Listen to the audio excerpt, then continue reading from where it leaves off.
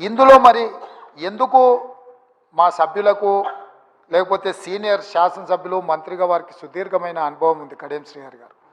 వారి అనుభవాన్ని ఉపయోగించి ప్రభుత్వానికి ఏమైనా సూచన చేసినా ఆ సూచనలు తీసుకొని భవిష్యత్ కార్యాచరణ నిర్ధారించుకోవడానికి ప్రభుత్వానికి ఎలాంటి భేషజాలు లేవు అధ్యక్ష.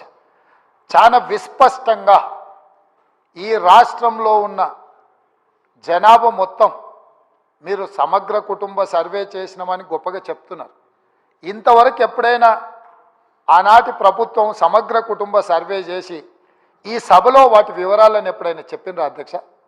సమాజంలో ఉన్న ప్రజాప్రతినిధులకు కానీ ప్రజలకు కానీ ఆ సమగ్ర కుటుంబ సర్వే ఎప్పుడైనా అందుబాటులో పెట్టినరా అధ్యక్ష? దాదాపుగా 10 సంవత్సరాలు అవుతుంది. అదొక రహస్య నివేదికగా మీరు మాత్రమే సమగ్ర కుటుంబ సర్వే చేసి ఒకే ఒక్క కుటుంబము ఆ వివరాలన్నీ దాచిపెట్టుకొని వాళ్ళకు అవసరమైనప్పుడు వాళ్ళు చూసుకొని ఎన్నికలప్పుడు దాన్ని ఉపయోగించుకొని మిగతా సమయంలో ఎవరికి అందుబాటులో లేకుండా చేసింది. మాకు అట్లాంటి ఉద్దేశం లేదు అధ్యక్ష. మేము ఈరోజు ప్రవేశపెట్టిన తీర్మానంలో స్పష్టంగా వెనుకబడిన తరగతుల, షెడ్యూల్డ్ కులాల, షెడ్యూల్డ్ తెగల మరియు మిగతా బలహీన వర్గాలకు చెందిన ప్రజల అభ్యున్నతిని నిమిత్తం వివిధ సామాజిక, ఆర్థిక, విద్యాపరమైన, ఉపాధి, రాజకీయ అవకాశాల ప్రణాళికలను రూపొందించి అమలుపరిచేలా తెలంగాణ మంత్రివర్గం 4/2/2024 తేదీన చేసిన సిఫార్సు మేరకు తెలంగాణ రాష్ట్రమంతటా సామాజిక, ఆర్థిక, విద్యాపరమైన, ఉపాధి, రాజకీయ కుల సర్వే, కులగణన, ఒక సమగ్ర కుటుంబ ఇంటింటి కుటుంబ సర్వేను చేపట్టాలని ఈ సభ ఏకగ్రీవంగా తీర్మానిస్తుంది.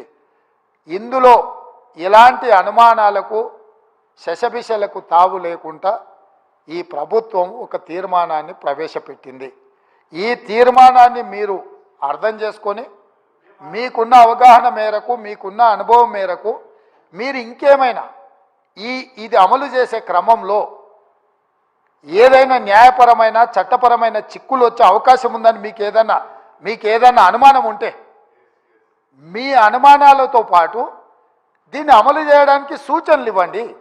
మీరు అన్ని అనుమానాలను లేవనెత్తి అసలు ఈ తీర్మానానికే ఒక చట్టబద్ధత లేదన్నట్టుగా చర్చ జరగడము ఇది మనందరికీ మంచిది కాదు. కాబట్టి మీ మనసుల్లో ఏదైనా అనుమానం ఉంటే అనుమానాన్ని చెప్పండి, దానికి మీ వైపు నుంచి ఇచ్చే సూచన కూడా చెప్పండి.